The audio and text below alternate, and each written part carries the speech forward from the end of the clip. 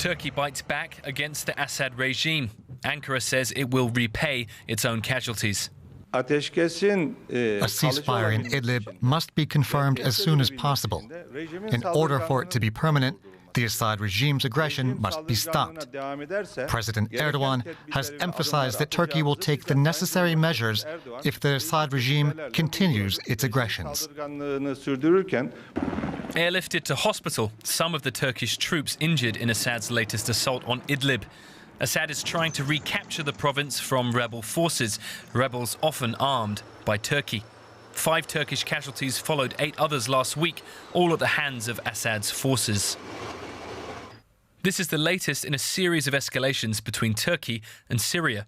Turkey wants to defend its border with Syria, and the Assad regime wants to regain influence within its own borders. The civilian cost of all this has been high. In recent weeks, nearly 700,000 civilians have been displaced.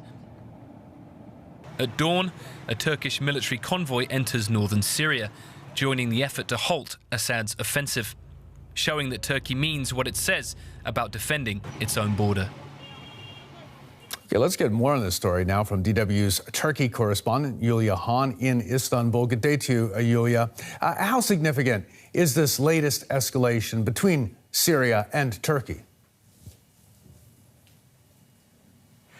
Well, direct clashes between NATO member Turkey and Syrian regime forces have been extremely rare in the nearly 9-year-old Syrian conflict. Turkey has militarily intervened in 3 operations so far in Syria against the so-called Islamic State, against Kurdish-led forces it considers a terrorist threat, but it has so far avoided attacking Assad's troops. So what we have been seeing there, the latest incidents, are some of the most serious confrontations between the 2 countries so far. In the past week, Turkey has tried to reinforce its military posts in Idlib by sending in hundreds of military vehicles and reportedly thousands of troops. So all of this in an attempt to stem Assad's deadly offensive on Idlib, and all of that, as you can imagine, adds more instability to an already toxic mix there.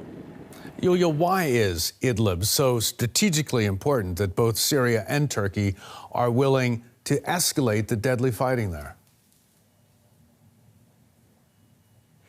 Well, Idlib is one of the last remaining areas out of Bashar al-Assad's control, the last rebel-held bastion there in Syria, home to about 3 million people, most of them internally displaced. Assad wants to retake all of Syria, so he definitely needs Idlib. Turkey's President Erdogan, on the other hand, wants to stop Assad because if Idlib falls, Turkey faces another large-scale influx of refugees. Hundreds of thousands of people have already fled to areas near the Turkish border. Some say up to 1 million are basically waiting there in search for security, fleeing Assad's Russian-backed offensive. Turkish President Erdogan has repeatedly said he already hosts 4 million refugees. That is something that has proven politically costly for him. So he says we can't take any more refugees. And then, of course, look at the humanitarian situation there.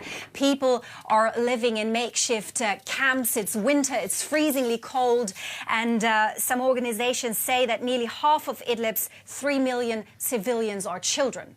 Okay, now, Yulia, with so much at stake for both sides, where can we expect things to go from here?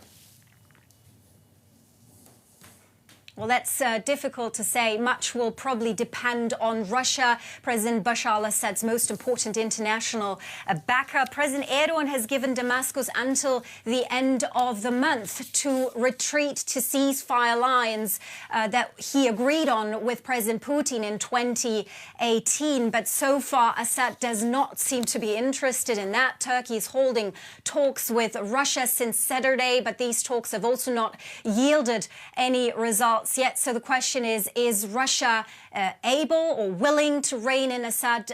So we're going to see the tensions further increase, I'm afraid, but we'll have an eye on that, keep an eye on that and watch the situation closely. Okay, Yulia, for now, thanks so very much for that from Istanbul.